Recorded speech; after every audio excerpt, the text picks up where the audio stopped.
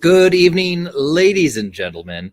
Welcome to another thrilling third free virtual Thursday. I'm your host this evening, Chris Stottinger with Pretty Gritty Tours. And tonight I am live broadcasting from the Foss Waterway Seaport. You can tell because it looks very nautical behind me. And if you're not convinced, if you're saying to yourself, surely that's just a setup, don't worry. We are actually going to walk around the seaport tonight. This evening is particularly exciting for a few reasons. Number one, it is our year-end event. Believe it or not, we're somehow at the conclusion of 2021, which is basically the longest year since it started in February of 2020. We are going on now to look at bolder and bigger things. And one of the things that's changing around here is that there is now an art exhibit down here at the Foss Waterway Seaport, which is a big focus of what we're talking about tonight. A photography exhibit by an Italian diplomat, adventurer, photographer, Stefano Benazzo. And while we're talking about that, you actually get to hear from him tonight, sort of about his passion, his inspiration, and his life's goals. And I think it really gives a great deal of context to everything tonight. But of course, where would we be without our tried and true classic sponsors? Of course, Columbia Bank, Tacoma Arts Live, and I'm sorry, not Tacoma Arts Live, Tacoma Creates, and right down here with the Port of Tacoma. So as always, if you guys have questions, comments, please let me know. There is a lot going on tonight, and I'm going to do my best to both show you the photography exhibit, but also to kind of fill in the gaps to give you some context as to how we got here, not just to the end of 2021, but of course to filling this space with voices that have long been silent, which I think is going to be a big resounding theme tonight. But before we go too far into this whole thing, we have a word from someone near and dear to the seaport. You get to hear from Brent, our executive director. Welcome everybody to the Foss Waterway Seaport. This is your house, and I am delighted to have you guys here with us today. I want to be able to ask you for your help. As we get into the tail end of 2021 and begin to turn the calendar towards 2022, I want to remind you about the types of programs that we've been doing and the types of programs that we have coming up. But we need your support to be able to do those programs. We've had a fantastic partnership with Chris and Pretty Gritty Tours now for well over a year, where we've been able to sort of lean into the pandemic and turn a lot of our programs into virtual programs. We couldn't have done that without your support last year. As we get into our calendar year-end campaign, I ask you to click on the link that Chris is going to provide you, go to our giving page, and give what your budget can afford. $5, $10, $100. If you're feeling generous, $500. It all helps do what we do. And just to give you a little bit of a Scooby snack as to what to expect from us as we close out the year, is we have the Tacoma Night Market. We have the Sunday Brunch Market. We've got a fantastic shipwreck photography exhibition. We couldn't do those programs without your support. So I'm asking you, as we get into the holiday season, if you're feeling in that giving spirit, go to the website, give us a gift, and just make it a great year end as we get out of 2021 and look into 2022. We are excited about being able to continue our partnership with Chris, but we've got a lot of great things going on at the Seaport, and your support would help us make that happen. So I have shared the link to that page in the comments section, both on YouTube and Facebook, and I've provided a QR code for you guys as well, which you can just open the camera on your phone, and once it looks at that, it should open a little website that you can click. And if you're feeling the generous spirit this holiday season, go ahead and help support our friends here at the Seaport.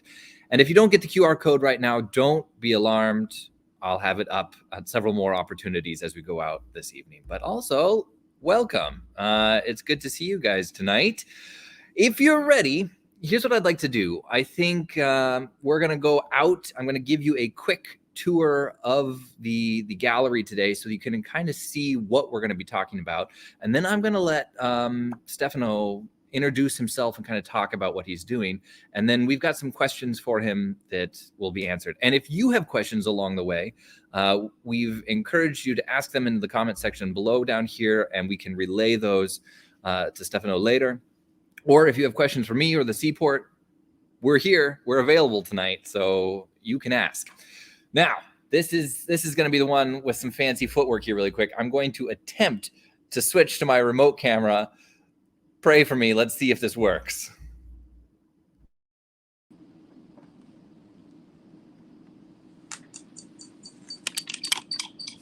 Okay, we're going to get some echo for a second. But here we are out at the Foss Waterway Seaport right now. Here's very Jimmy Fallon of me. But what we're going to do is I'm going to walk you guys down to the end of the Seaport right now and show you the Shipwreck Gallery. Now, Stefano's going to talk about this at greater length in a moment, but what he has done is essentially dedicated a huge part of his life and resources to photographing shipwrecks. And when he takes the photographs of these shipwrecks, what he's doing is attempting to give a voice to these wrecks and allowing them to speak about the crew and the people that were involved in their life. Now, as we're walking through here, it's over on the wall. So what I'm going to do is cruise you around and give you a fly through of the gallery so that you get to see what's going on down here. And if you have any questions, please just put them in the comment section below and I'll do my best to answer them. But let's see if I can give you guys a little preview of what's going on here. So it's on this beautiful wooden wall right as you enter into the Seaport, and I'm going to fly you guys through here so that you actually get to see the shipwrecks.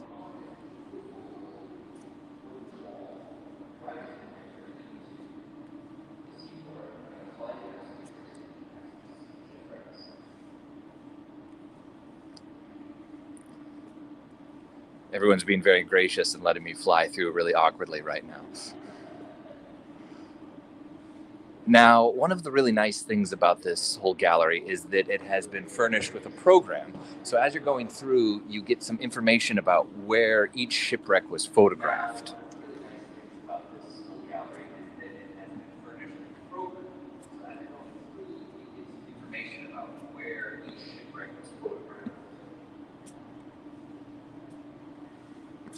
And of course, a shout out to our generous sponsors who have made this particular exhibit possible: West Rock Commencement Bank and Dwyer, Pemberton and Coulson.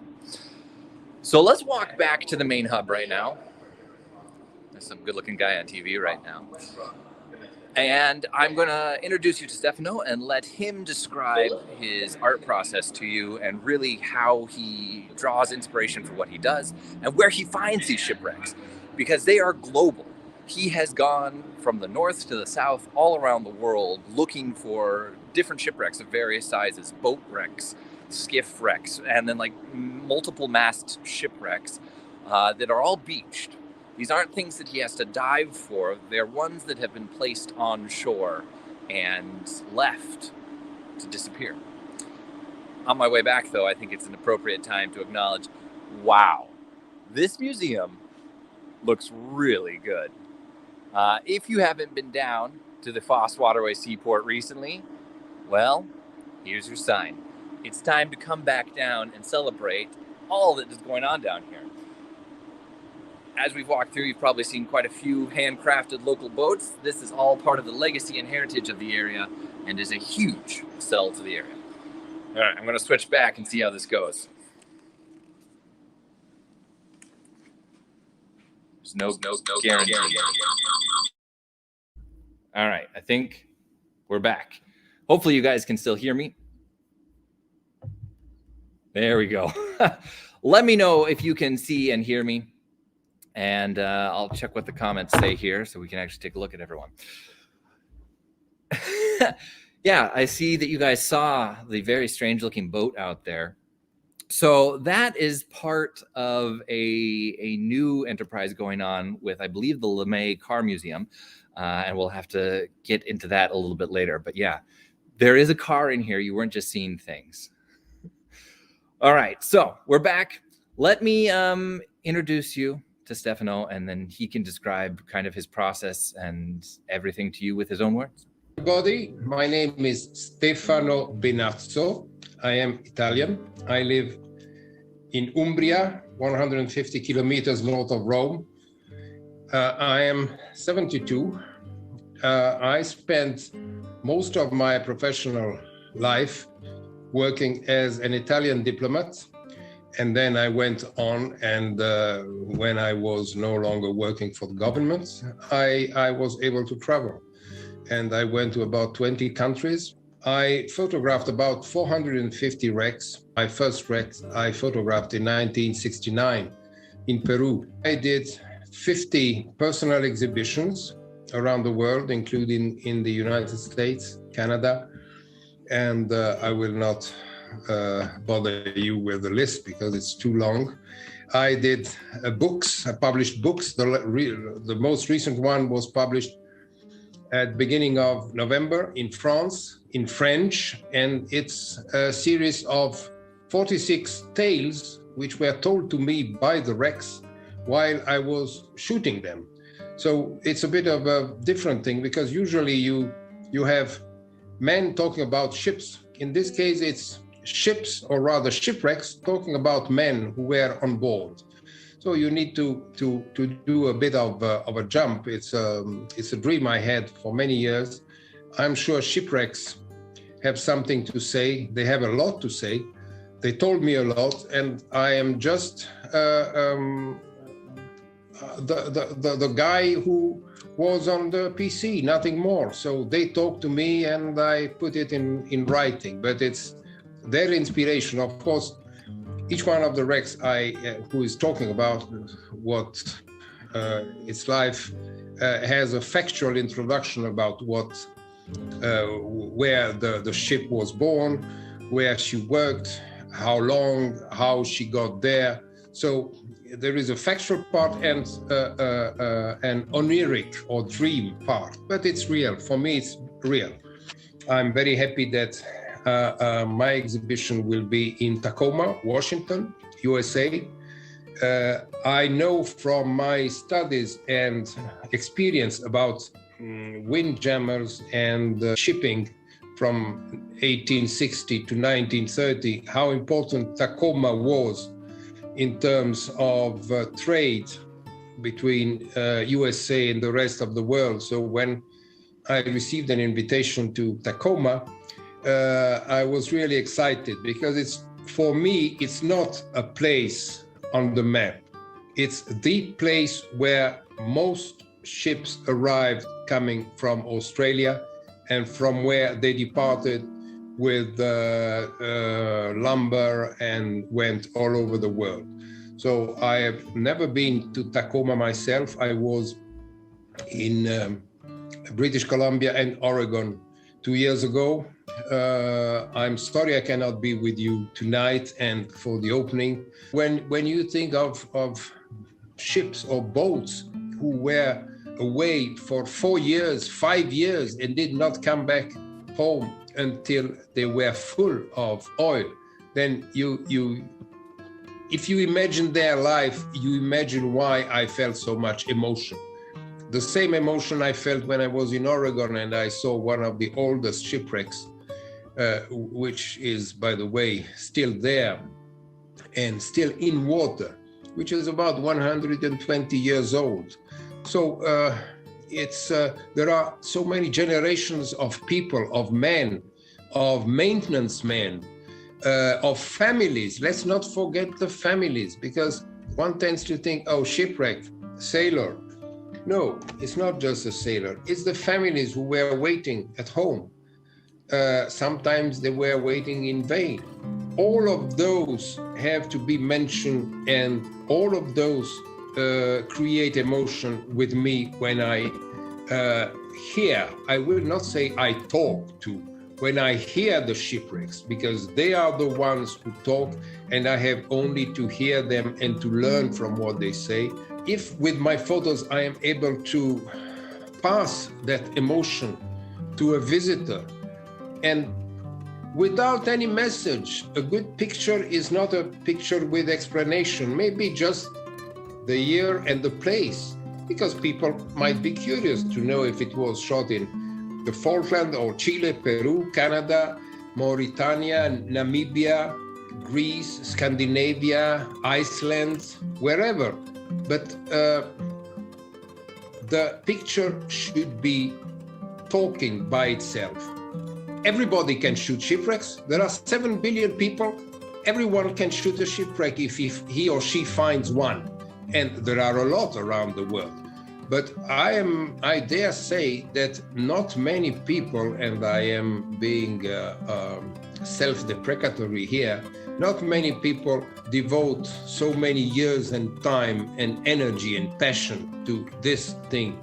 So yes, it is a mission in the sense that I try really to offer the possibility to those shipwrecks to talk about the men, and if they talk about the men are alive.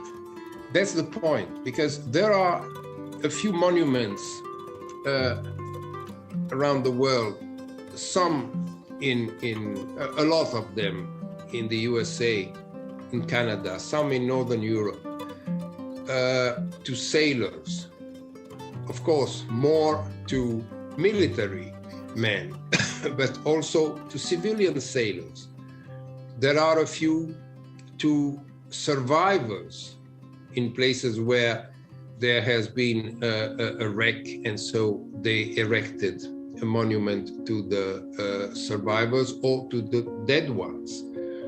There are monuments to the people who do salvage at sea in United Kingdom, but I'm sure also in United States. There are monuments like the ones like the Royal National Lifeguard Institution, and having an institution with such an incredible value and extraordinary capacity like the Coast Guard in the USA, I am absolutely sure that you have monuments. I am not a monument researcher, so I did not go and look for them, but they give something which make those people be alive. And that's what I try to do, because as long as you talk about someone, he or she is alive. The moment the last person able to talk about them is no longer talking about them, then they become history. I think that pictures of those boats should be taken. By the way, some of the ones I shot a few months or years ago have disappeared in the meantime, which gives me the proof that what I do is right, because to do it for future generations means taking pictures of them. So that's to show the importance of what I do. Importance, you might say that it's not important. It is, because those people need someone to talk about them. And I'm sure that those people, those sailors, are with the visitor when he thinks about them. In my house, I live in the countryside, and the country in my house I have 110 prints of my wrecks on the walls, and they keep me company. For me, they are symbols of life. That is important, because a shipwreck like Titanic is a symbol of death, unfortunately. Mine are the exact contrary. They are symbols of life. Those ships, those boats accomplished their mission, came back to shore. Their sailors did not die on board. So it's also the importance of accomplish one's mission, which covers a lot of fields all over history and everywhere. So it's not limited to the ships or the boats, but it's a wider concept that I have here. That's the mission I think we all have. Continue to give life and existence to those men who were working in a way which no one would imagine today. I insist on what I try to do for them because they are worth this attention and this care.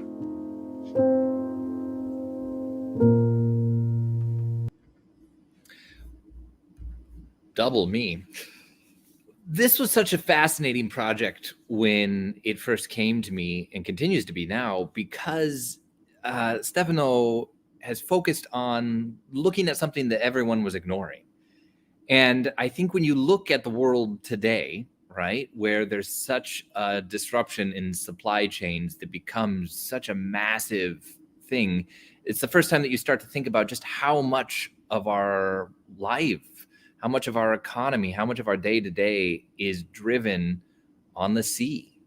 And looking at hundreds of years of life on this planet being moved from place to place on the ocean, and then once one particular type of ship becomes obsolete, is just driven up onto a beach somewhere and left and completely forgotten, blows my mind. And so he's gone around the world to places where these incredibly important vessels that have become obsolete or neglected or left have been discarded.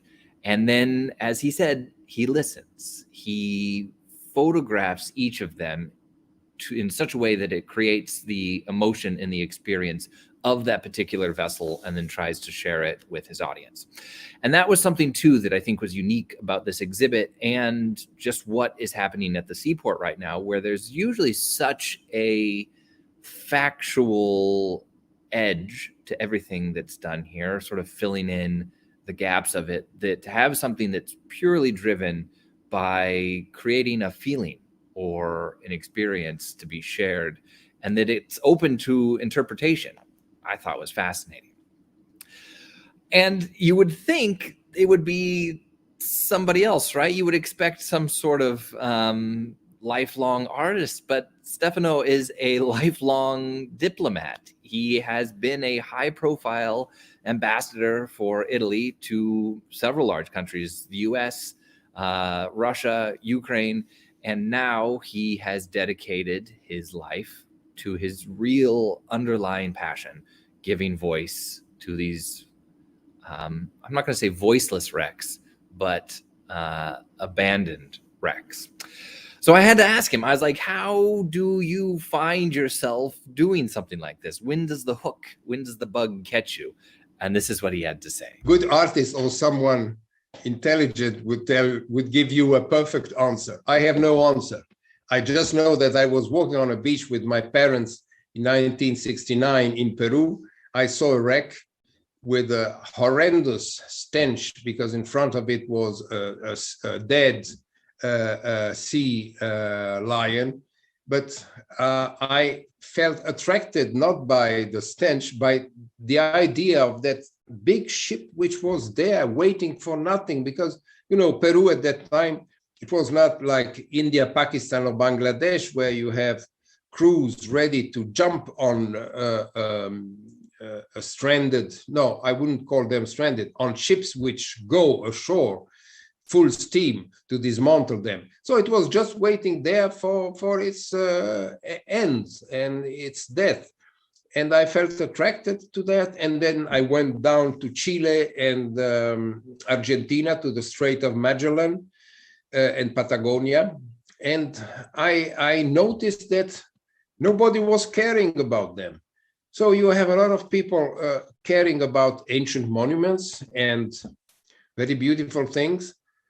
But for me, that no one would be interested in knowing more about those ships and about the men on board. Of course, at that age, 69, I was 20 years old. So at that age, you don't think a lot about heritage and historic heritage and men on board. So I will admit that at that time I was attracted by something which I don't know about, why it came there. Maybe my first encounter with a shipwreck, but it was not a real shipwreck, was when I was 15 near Rome. Near Rome, there was a cinematographic filming place with De Laurentiis, which then left Italy and went to the United States. And he shot the Bible movie there a few years before. And of course, the Bible means the Noah's Arch. And so I saw the remains of that cinema contraption, which was nearly decayed. And it must have intrigued me a lot, so much that in my just published book, the first chapter is written by Noah's Ark, which belongs to most of the cultures around the world. And it had a lot to say, notwithstanding what you might find in the Ancient Testament or wherever, but still there was a lot to say. So that's how I came to understand that shipwrecks were interesting to shoot and indispensable for me to hear what they had to say. There's literally so much in that answer for me to unpack. It's difficult to know where to begin. But I think to give some context for all of you out there, if you've ever encountered a sea lion, you know that they smell terrible when they're alive. And when they are dead, it's an overpowering smell. So I can only imagine for a moment myself in that position where you're wandering around a beach, 20 years old with your family, and there is this mingling of senses where seeing the discarded body of a ship and then to have that overwhelming scent of death wash over you, I have to think that that leaves an indelible mark on someone. And clearly it has, because as you saw from that photograph, he has gone on to document shipwrecks again and again. And let's see if I can bring it up again so that you get to see it. I also love that the second most powerful experience for him was seeing the old set of Noah's Ark from when they filmed the Bible movie in Italy. And something about those two experiences leaving this burning zeal for telling the story of something forgotten was remarkable. So, of course, I had to ask him, what do you do in your spare time when you're not making photographic expositions of shipwrecks and letting them tell their own stories? Apart from this, as the pandemic made it impossible for me, like for nearly everyone, to travel around the world, I went back to an old passion of mine, which is building models of buildings, usually churches, but also mosques, synagogues, and non-religious buildings. I just made an exhibition in Florence, and as you may know, Florence has everything talking about art. So being invited to Florence is a real accomplishment for any artist. And my exhibition lasted 1 month there, right in the center of Florence, in a place which was founded 450 years ago. And talking about history, there are hundreds, thousands of books talking about ships, but how many are talking about men? And you have books and encyclopedias about admirals, about top people, but how many talk about the small guy, the one, the sailor who was in the forward peak and just staying there for months and having to go up in the mast and with any time with suffering from physical pain, cold, malnutrition, illness. So that's why, without entering into a full-blown explanation of what they do, but I try to figure them and to give the people who know about those history, to give them the possibility to feel the same emotion. And that really is the core of this exhibit, is that Stefano is trying to fill in the gaps, to bring emotion to a place where it's not readily available, I think. And what I love about the whole thing is that he is that guy who was like, but how does it work? Well, what's going on underneath it? I think we all know the person who always wants to just look under the hood of something to figure out what makes the engine of life run. And I think Stefano does that with the day-to-day. So much of what we talked about in the interview was that he is passionate about the unsung hero, the everyman out there who was the main economic engine and lifeblood of the world in this time. And we don't talk about them, as he said. You know, we really look at the highlights of history, but we don't really look at the shadows too much, which prompted him into this next point. There is a lot of passion behind those pictures. As I said, I started in 1969, but every time I know about a shipwreck, how do I know about them? Because friends tell me, I know from Wikipedia, from history, from books, from a lot of sources.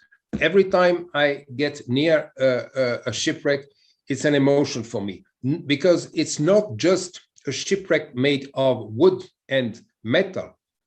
It's something with people. Men were there, crews, passengers. And so for me, it's extremely important to be able to recreate the sensation I have, the emotion I feel.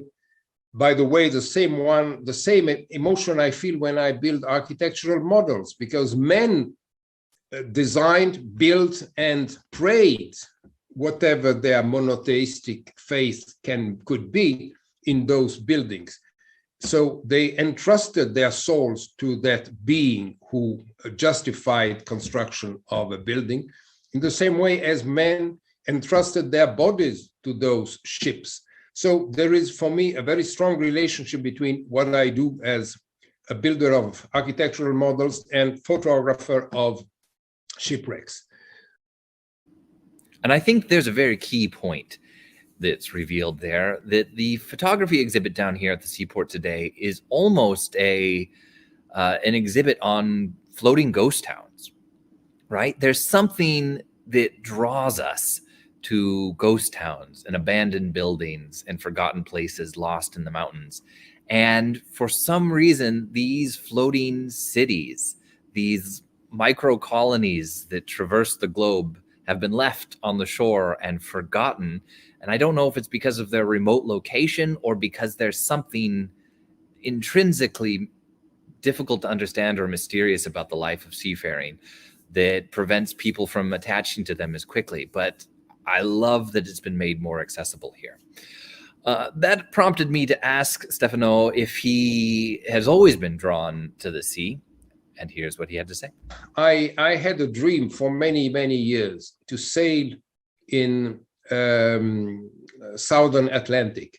And I did that 5 years ago. I sailed on a 60 feet ketch built in Canada for icy waters cruises. And I was there with a guy who had been sailing around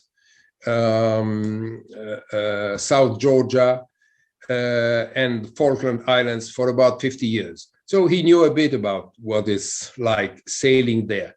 And I will tell you that even if I started sailing when I was 14 years old, I really experienced what real fear is, even with a guy who knew perfectly how to behave and what to expect. But when you have winds of very, very, very strong, I will avoid naming the number of knots, because it's always like fishermen who say that they caught something which was so many inches long. So I will avoid, but I will tell you that it was really frightening. So I can imagine what it was like to be on a ship, on not only on a ship cruising for trade around the three capes and being away for 3 months, 4 months, 6 months, but also all the guys who were fishing. And fishing means not only the Norwegian fishermen in Falkland and South Georgia from 1905 to 1964, but also the people who went fishing from northeastern United States. When you think of ships or boats who were away for 4 years, 5 years, and did not come back home until they were full of oil, then if you imagine their life, you imagine why I felt so much emotion. And that is just a great story. First of all, Icy Waters Cruises, which gives adventure luxury cruises around Cape Horn, premium. I feel like I may have missed a vocational calling in my lifetime. But what I love about what he said there is that he really went out of his way to put himself in a place where he could have a relatable experience to this passion that's called him. And I think on a micro scale, that's something that's now afforded to all of us down here at the seaport, in that these photographs designed to elicit emotion are now here in, as I say, I think literally every time, this historic treasure, a former functional warehouse that was part of the massive, incredibly highly invested economic engine of the area that was a gateway to the Pacific. This was the spot where maritime trade was occurring, and to come back down here and still have the smells and the sounds and the experience of the maritime community, but to also have one foot in the past, is truly extraordinary. I had to ask Stefano if there was anything that he wanted to convey to everyone here tonight, and here's what he had to say. First, thank Tacoma and the museum for hosting the exhibition, like I do, because I'm very happy that it's there. I know, as I said, how important Tacoma is. I trust that people who will go there know what they are going to see. So go there with an open mind, without thinking about the pictures. I know it's contradictory, and it's funny for a photographer to tell the visitor, don't look at the pictures. Yes, that's what I do. Don't focus on the pictures themselves or the photographer, but focus on the people who were on board. That's what I ask people to do. So with an open mind, but totally devoted to the men who were on board, because that's one of the ways that those people will still be alive. And maybe there will be visitors who go there and have ancestors who were on board those ships. So by seeing those ships or the remains of those ships, of those boats, they might imagine what it was like and keep them in memory. So it's the concept of the duty of memory, which is paramount in what I do, and which I hope to make visitors feel the same way I do. What I love about this too is not only do you have the photographs of the various vessels down here, but they're framed in such a way that you see the place where they were operating, right? Which, as you can see, varies widely from place to place, and also in the size and the function of each vessel. And I adore it. Also, if you're curious about some of Stefano's other exploits, one of the things that we talked about is that he has taken the extra step for those who need a little encouragement and to looking at this whole experience. And he's written a couple books. His most recent one is Shipwrecks Talk About Themselves. I think he briefly mentioned it. And he has a series of short stories, essentially, or dream memoirs that he's written for the various wrecks, in which they tell their story about the sailors that were working on board, or the captains in command, or the families waiting for them back home. And if you happen to read French, I can highly recommend it. There's also, I think at the end here, Stefano had an appeal that I would like to share with everyone. Please let me know if you know about other wrecks, because there are so many wrecks around the coasts of the whole world waiting to be heard. I insist, not seen or shot, heard, so that they can talk about the men on board and their message can keep those men alive. That's the important thing. As long as there is someone talk about those men stay alive. And that's the mission that you use the word mission, so I'm just taking it from you. I didn't dare use it, but that's the mission I think we all have. Continue to give life and existence to those men who were working in a way which no one would imagine today. Let's make sure that oh yeah, you can hear me. What I love about his closing point there is that it resonates so strongly with the mission of the seaport. And when you walk around here today, what I've always loved about this place is that it really focuses on small, handcrafted vessels. Like the Willets boats, the Willets canoes. It's got native canoes from the Puyallup tribe still here today. It looks at the intimate connection between the people of this area, the people who have lived here, and the sea. And when you're down here, each of these is something that was made for a purpose or for love and was handcrafted by someone in the area. This is truly a place built for and about the area, and that, personal history of the area has been so beautifully displayed and encapsulated here at the seaport. I think everyone in the area almost has an obligation to at some point come down and get to experience this all. When you come down, you now also have the opportunity to experience the photography and the emotions that Stefano has captured from around the world. So we really still are an international port. Let me come back to our main anchor point here really quick.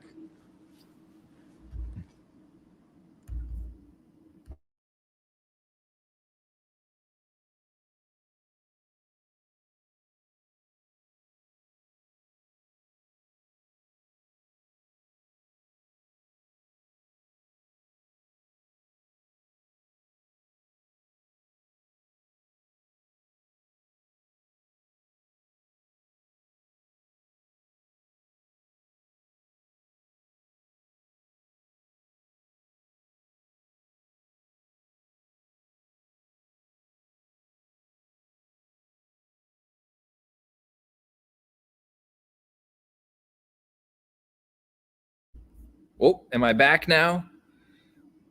Thank you guys for letting me know. I disappeared there for a second.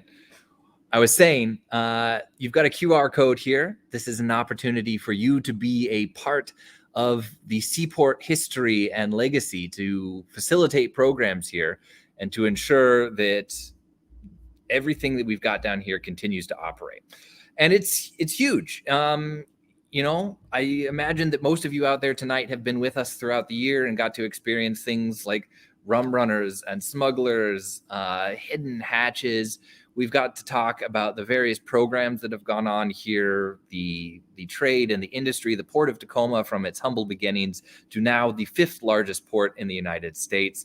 We've really got to dive into some deep topics. And there's so much more to come, including the educational programs that the Seaport puts on here, including their salmon hatch program, which I'm sure you'll hear more about as we go on. So if you can find it in your heart to donate to the Seaport this evening, I would appreciate it, and I know they would as well. But if you guys have questions or comments, please let me know. If not, for the Seaport's part, I will see you guys in 2022, and I really encourage you guys to come on down and get to experience the art exhibit that's down here right now. Obviously, Stefano is an incredibly passionate and talented guy, and I'm looking forward to seeing what everybody thinks about the photographs that are down here right now. So thank you, guys. I hope you all enjoy your evening, enjoy your Christmas and your holidays and your New Year, and I will see you in January 2022, just around the corner. Thank you all. Keep on exploring. I'll talk to you soon.